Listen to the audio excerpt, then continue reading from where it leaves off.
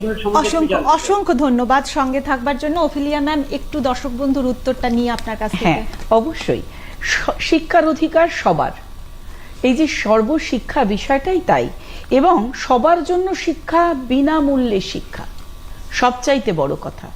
কোনো আর্থিক, এই যে যাদের আর্থিকভাবে যারা সক্ষম না, তারা যদি পিছিয়ে পড়ে, এখন আমরা দেখতে পাই চাইল্ড লেবারের কিন্তু সংখ্যা কমে গেছে, কারণ তাদের এই যে দুপুরবেলার খাবার, মিড ডে মিল খুব গুরুত্বপূর্ণ ভূমিকা পালন করে।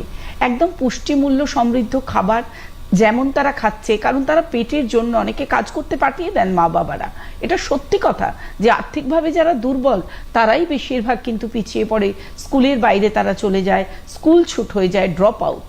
যার জন্যই কিন্তু এই যে প্যারা টিচার বা পার্শ্ব শিক্ষকদের সঙ্গে তারা সহযোগিতা করছে শিক্ষার্থীদের, এরা কিন্তু সপ্তাহে 2 দিন করে এই ড্রপ আউটদেরকে খুঁজে নিয়ে আসে বাড়ি গিয়ে, এবং তাদের আবার শিক্ষার একেবারে সাধারণ যে আমাদের পরিকাঠামো তার সঙ্গে আবার নিয়মিত শিক্ষায় তাদের ফিরিয়ে আনে।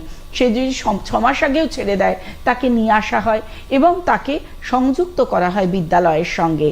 আর মূলত এখানে তাদের এই যে কগনিটিভ ডেভেলপমেন্ট থেকে শুরু করে তাদের মেন্টাল ইমোশনাল ডেভেলপমেন্ট সবকিছুই আমরা দেখি, কারণ এনভায়রনমেন্ট যেটা বিদ্যালয়ের মধ্যে, সেটা কিন্তু এই সমগ্র শিক্ষার ক্ষেত্রে বিশেষ নজর দেওয়া হয়।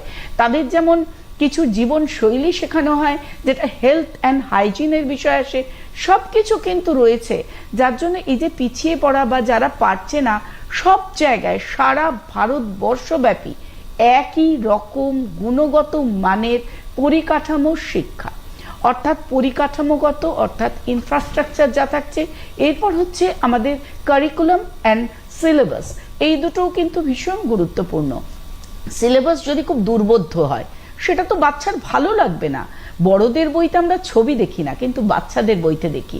কিন্তু যদি একটা পাওয়ার পয়েন্ট প্রেজেন্টেশনের মাধ্যমে তাকে স্মার্ট ক্লাসরুমে যদি এখন পড়ানো হয়, পিপিটি করানো হয়, সে যদি বুঝতে পারে, সেখানে ছবি দেখছে, অডিও ভিজুয়াল এইডস পাচ্ছে, লার্নিং এইডস, সেগুলো কিন্তু তাদেরকে আকর্ষিত করে, স্কুলের তাদের যাওয়ার যে একটা উৎসাহ সেটা বাড়িয়ে তোলে। তাই তারা সহসা স্কুল ছুট হয় না, বা আর্থিক কারণ যেটা, সেটা সত্যিই বোধহয় আর নেই, কারণ সব দিক থেকে, খাবার থেকে শুরু করে তাদের স্বাস্থ্য পরীক্ষা থেকে, শিক্ষা বিনামূল্যে বই দেওয়া থেকে সব কিছু, পোশাক, আর যেটুখানি তার বাড়িতে যে পড়ানোর বিষয়, সেখানেও যদি সম্ভব না হয়, এক্সট্রা ক্লাস নিয়ে যারা ক্লাসের সঙ্গে এগিয়ে যেতে পারছে না, কিংবা দেখা যায় পিয়ার গ্রুপ যেটা তৈরি করে আলোচনা করা, সব কিছুর মাধ্যমে বাচ্চাদেরকে সমানভাবে এগিয়ে নিয়ে চলার এক বিশেষ প্রচেষ্টা হচ্ছে এই সমগ্র শিক্ষা প্রকল্প।